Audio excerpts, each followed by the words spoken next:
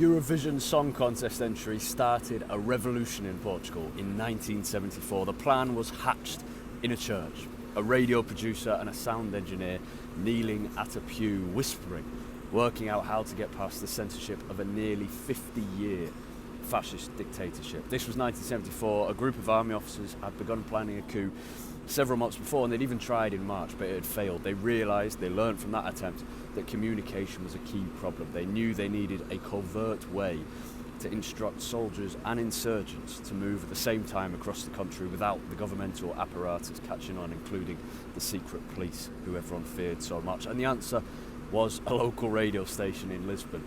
It was a great plan. It nearly failed. 15 minutes before the key broadcast, there was a power cut in that part of Lisbon. Thankfully, the power came back on, but then the on-duty announcer cued the wrong song, and the technician who was aware of the plan had to nip in, rip it off air and slot the right one in to save the coup on that day.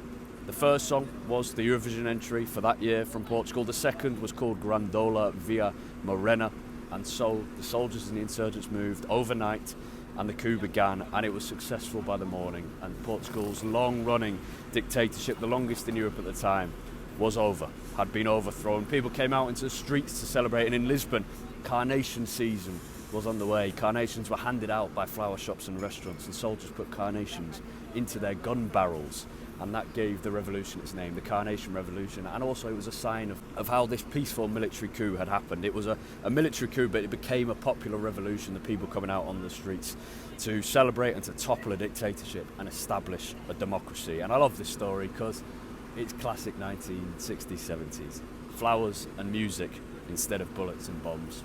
Nice.